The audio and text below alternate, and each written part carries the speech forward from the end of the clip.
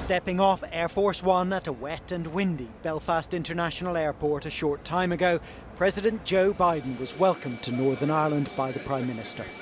Just behind the President, Joe Kennedy, his special envoy to Northern Ireland for economic affairs. This trip is also about business. But before leaving Washington this afternoon, President Biden had emphasised the political purpose of his visit.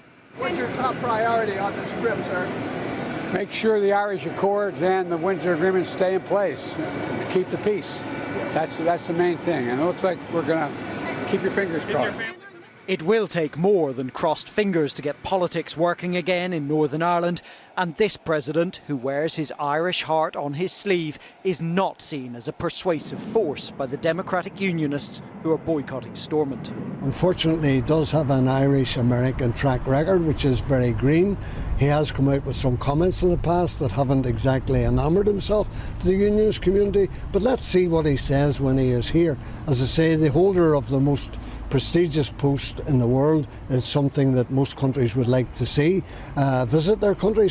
But his Northern Irish trip will not be long. Tomorrow morning, President Biden and the Prime Minister will hold formal bilateral talks before the President's single public engagement here, a speech at the University of Ulster. He will then travel to the Republic of Ireland, where he'll address a joint session of the Irish Parliament and make trips to his ancestral homes over the course of the rest of the week.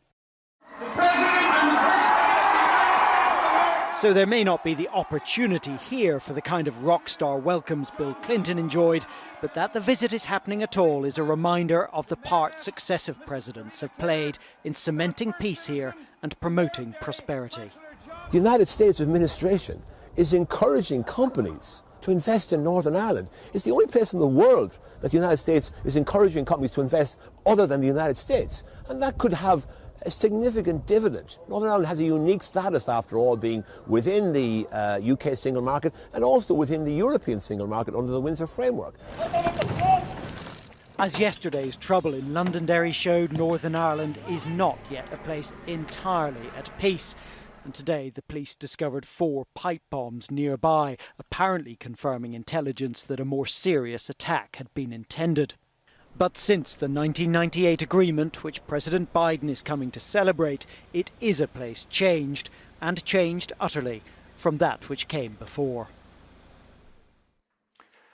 Cole, you mentioned the big impact previous presidents have had. Of course, Bill Clinton's visit in the I guess it was the mid-90s, 95, was so crucial, really, because the IRA obviously didn't trust the British government, and that helped keep them inching forward. But what can we expect from Joe Biden tomorrow in the current political stalemate?